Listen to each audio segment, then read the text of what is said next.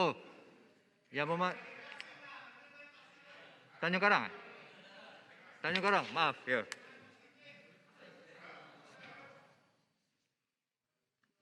Terima kasih Tuan Deputua. Saya pertama sekali nak ucapkan tahniah kepada pihak kerajaan yang telah merancang berbagai-bagai perancangan. Banyak duit telah pun dibelanjakan dengan nama itu untuk kita nak beri pembelaan kepada rakyat di negara kita ini menghadapi COVID-19 ini.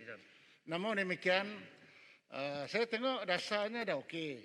Hanya mungkin kena pihak kementerian kena melihat daripada segi perlaksanaannya. Bagaimana untuk mencapai matlamat seperti mana yang telah dirancang. Saya ambil satu contoh mengenai tadi disebut bahawa daripada swab test ni, test PCR telah pun meningkat.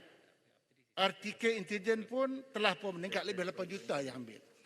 Jadi persoalan yang saya nak tanya kepada pihak kementerian, apabila seseorang telah mengambil swab test atau RTK ni antigen, adakah pihak kementerian memberi pengiktirafan kepada mereka yang telah mendapat swab RTK ini?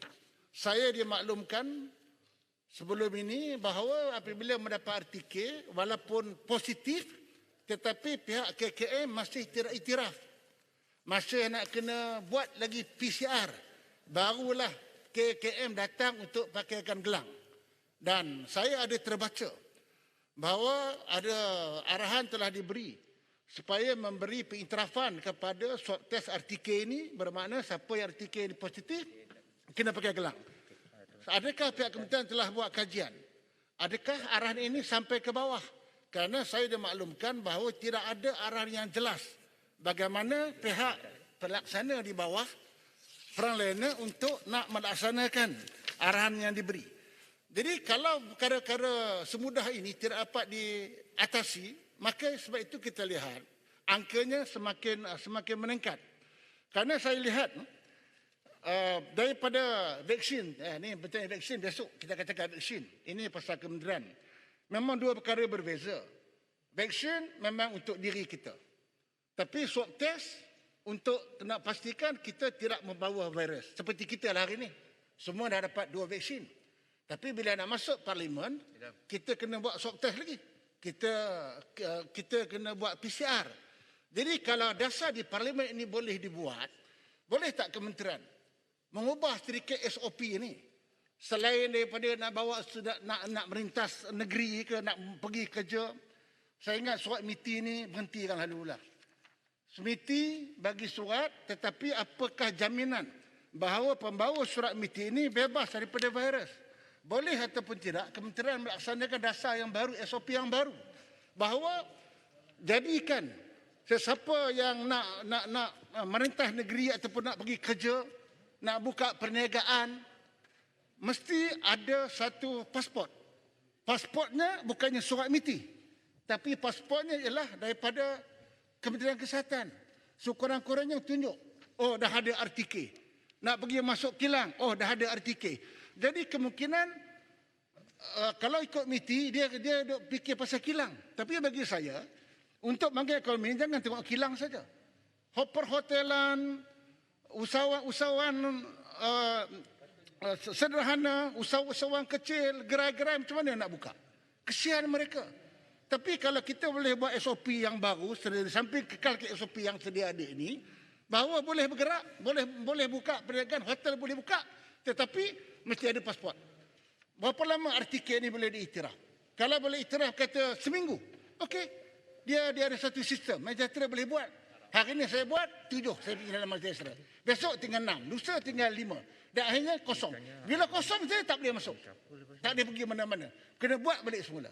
Jadi persoalannya ialah siapa nak bayar test ini, RTK test ni. Saya nak merayulah kalau boleh. Why not kerajaan? Kerajaan bagikan subsidi. Kalau hari ini buat RTK boleh jadi kena RM60, RM80. Tetapi kalau buat sendiri, kalau kerajaan bagi subsidi, okey, separuh kerajaan bayar. Ataupun kalau B40 bagi free. Jadi barulah ada rantaian pemisahan. Kita yakin. Macam kita dalam ini kita yakin. Semua dah dan negatif. Jadi itu saya nak cadang supaya buatlah pendekatan yang baru, pemikiran cara yang baru selain daripada mungkin kita boleh terus mengamalkan cara memakai mask seperti yang ada pada hari ini. Kemudian saya juga akhirnya dah satu poin saya boleh cakap. Akhirnya saya nak tanya daripada segi undang-undang lah. Kalau katalah betul ordinan darurat ini telah dibatalkan, akan dibatalkan. Apakah persiapan kementerian untuk menghadapi masalah ini? Sebagai contoh kita tahu ada ordinan kementerian boleh mengambil alih pihak seperti swasta dan kerajaan juga boleh menetapkan fee maksimum bagi ujian pengesahan COVID-19 di fasiliti kesihatan swasta, termasuk mahkamah swasta. Sekarang ni beberapa amendment telah dibuat, ordinan telah dibuat. Kalau dibatal, adakah pihak kementerian telah bersedia untuk mengatasi masalah ini? Kerana kita tahu salah satu darurat dibuatnya ini dulu ialah untuk memastikan ordinan-ordinan dibuat dilaksanakan dengan segera. Jadi apabila ditamatkan seperti ini yang mengejutkan kita semua, apakah persiapan kementerian untuk mengurangkan masalah-masalah yang akan dihadapi oleh rakyat? Dan akhir sekali, saya ingat kerja sama lah. Macam saya tengok ada beberapa negeri macam dekat Selangor, dia pun nak tunjuk pandai juga. Jadi dalam masalah ni kita janganlah nak memandai-mandai. Kena ada kerjasama dan kerja federal juga dengan kerajaan negeri. Walaupun kerajaan negeri Selangor ni dia kerajaan PS, tetapi saya tengok macam masing-masing ada gaya masing-masing. Kita ada MAS Sejahtera, Selangor pula dia buat MAS, dia ada MAS Langkah lagi. Jadi tadi kalau Selangor cerita pasal fakta, tapi kalau di Selangor sendiri mempunyai selangkah, dia punya data dia sendiri, mungkin bercanggah sikit dengan MAS Sejahtera. Jadi macam mana kita nak buat penyelarasan?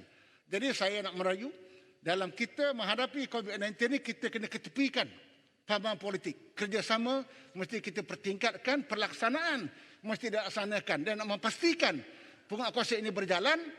Apa salahnya anggota-anggota beruniform duduklah depan hotel ke, depan kilang ke, di mana-mana nak masuk, di supermarket nak masuk, ada pihak tentera ke, penguatkuasaan. Ini kita tengok semua beratur. Ambillah MAS Sejahtera. Tengok-tengok hijau masuk, kalau merah pun masuk juga.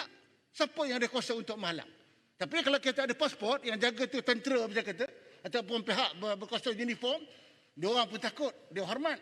Kalau tambah kata pakai pasport, you kosong, you tidak buat artikel tak boleh masuk. Barulah ada penguatkuasaan. Kalau setakat nak harap security saja yang jaga di kilang-kilang, di tempat-tempat tertentu, saya nampak apa juga yang kerajaan buat, akhirnya mungkin sukar untuk mencapai pelaksanaan. Jadi saya ucapkan terima kasih dan saya memberi penghargaan kepada Kementerian Kesihatan, frontliners yang bekerja siang malam untuk memastikan kita berjaya menghadapi COVID-19 ini. Terima kasih. Terima kasih, Yang Hormat.